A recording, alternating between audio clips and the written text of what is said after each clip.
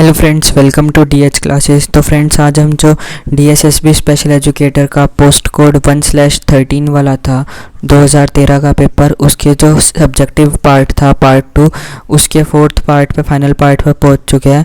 आज के वीडियो में हम कवर करेंगे 176 से 200 क्वेश्चन तक। तो चलिए दोस्तों स्टार्ट करते हैं।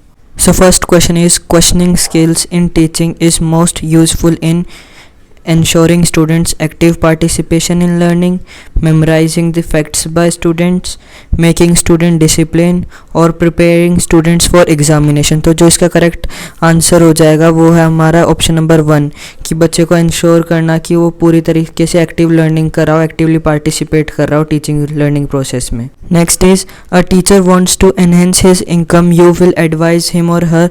एक जो टीचर है वो अपनी इनकम को बढ़ाना चाहता है तो आप उसे क्या एडवाइस दोगे? Teach in coaching institutes during extra time, take more works in school और colleges, join contractual assignments other than teaching, या राइटिंग अ बुक। जो इसका करेक्ट आंसर हो जाएगा वो है writing books. Stage, as a principal you will encourage your teachers और colleagues. First is, participate in seminars and conferences in India and abroad. Second, participate in refreshers courses for enhancement of subject knowledge. Third is, doing community services for uplifting of downtrodden।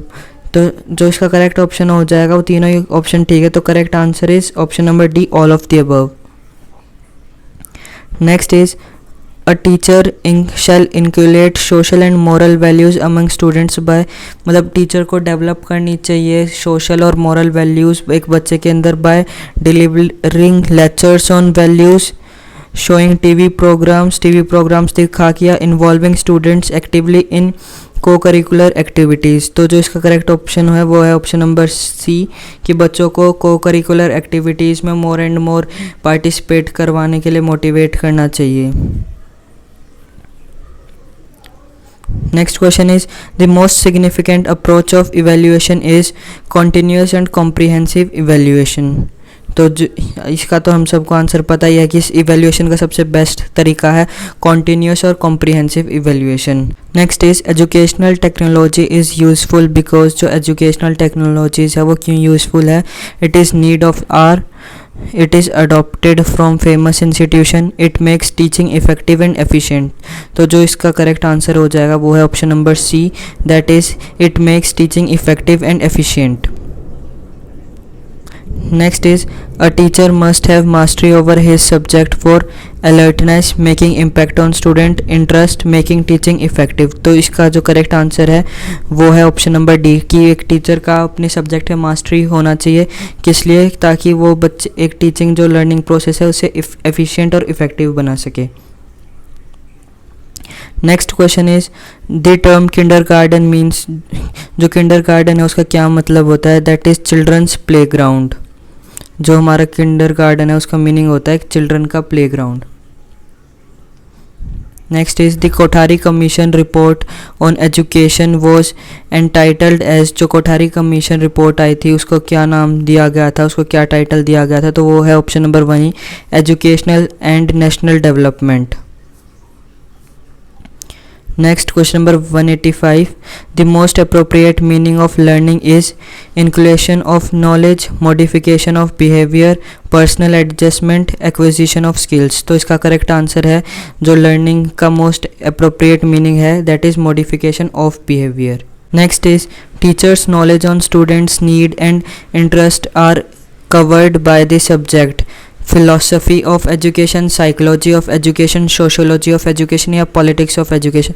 That इसका मतलब ये है कि जो teacher को जो knowledge होती है बच्चे के व्यवहार के बारे में, उसके इंटरेस्ट के बारे में, तो कौन से पार्ट में आता है, कौन से एजुकेशन के पार्ट? तो वो आते हैं हमारे साइकोलॉजी ऑफ एजुकेशन के under. Next is, work experience in education means education for productivity with ruler, education for a new social order, experiencing in industrial and technological world, education for orientation towards vocational courses। तो इसका जो correct answer है वो है option number D, education for orientation towards vocational courses. So next question is, integral education concept is propounded by. तो ये propound करा था सर अरबिंदो ने। Next is, emotional adjustment of students is effective in, जो emotional adjustment होती है students की वो इफ़ेक्टिव कौन से तरीके से होती है? पर्सनैलिटी फॉर्मेशन से, क्लास टीचिंग से, डिसिप्लिन से। तो जो इसका करेक्ट आंसर है वो है ऑल ऑफ द अबव। इन तीनों से ही हमारी पर्सनैलिटी इफ़ेक्टिव बनती है, इमोशनल एडजस्टमेंट आती है एक बच्चे के अंदर। Next is black board can be included in which group या कैटेगरी ऑफ टीचिंग एड्स। जो ब्लैक बोर्ड आप उसे कौन से टीचिंग एड्स में इंक्लूड करेंगे? Audio aids, visual aids, audio visual aids या नन ऑफ अबव। तो जो ब्लैक बोर्ड आता है फ्रेंड्स वो आता है हमारे विजुअल एड्स के अंदर। Next is which of the following is related with teaching skills. इनमें से टीचिंग स्किल्स से कौन सा रिलेटेड है? Black board writing, solving questions, asking question. तो ये तीनों ही टीचिंग स्किल्स से रिलेटेड है, तो इसका आंसर हो जाएगा option number D, all of the above. Next question is students who ask question in class should be. जो बच्चे क्लास के अंदर क्वेश्चंस पूछते हैं तो उनके साथ क्या करना चाहिए? उन्हें advice to meet the teacher after the class, teacher से बाद में मिले। Encourage to participate in discussion in the class, जब क्लास के अंदर डिस्कशन हो तो उसमें पार्टिसिपेट करने के लिए एंकरेज करें, या एंकरेज करें कि कंटिन्यू क्वेश्चंस आस्क करने के लिए। तो टीचर को हमेशा मोटिवेट करना चाहिए, जब कोई बच्चा कोई भी क्वेश्चन पूछे तो उसे डांटना नहीं चाहिए, उसके आराम से क्वेश्चन सुनने चाहिए ताकि वो आगे भी उसे कोई डाउट वगैरह हो तो वो क्वेश्चंस पूछ सके। Next is authoritarian level of teaching is, तो teacher centred, child centred, headmaster centred और एक्सपीरियंस बेस्ड। तो इसका जो करेक्ट आंसर है वो है option number 1, that is teacher centred. Next is who developed the integration analysis category system in education for increasing the teacher effectiveness। तो किसने effectiveness को बढ़ाने का वो करा था? तो जो इसका करेक्ट आंसर है वो है option number 1, Flanders. Next is one of the important theory of moral development has been propounded by. तो मॉरल डेवलपमेंट की थ्योरी किसने दी थी? तो वो थे लॉरेंस कोहलबर्ग ने। Next is character is developed by. Character किस चीज़ से डेवलप होता है? हमारी विल पावर से, कंडक्ट एंड बिहेवियर से, मोरालिटी से। तो इन तीनों से ही हमारा करेक्टर डेवलप होता है। तो जो करेक्ट आंसर होगा वो होगा all of the above, option number D.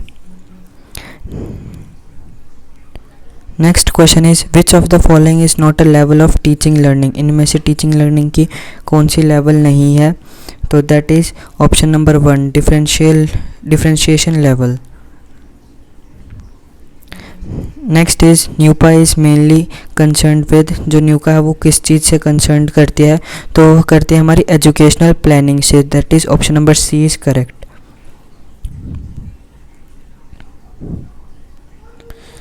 Second last question is the name of Yashpal Committee report 1993 is, that is learning without burden।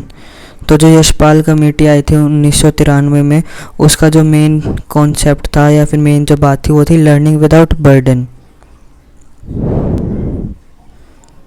The last question is the father of psycho analysis is. तो हमें सबको पता है father of psycho analysis कौन है, वो है हमारे सिगमंड फ्रॉइड। तो फ्रेंड्स इसी के साथ जो हमारा DSSB का जो 2013 का जो पेपर था स्पेशल एजुकेटर का वो कवर कर दिया हमने। उसके सारे जो भी पार्ट 2 के क्वेश्चंस थे 100 के 100 वो कवर कर दिए हैं। तो अब मिलते हैं नेक्स्ट वीडियो में। Please like, share and comment.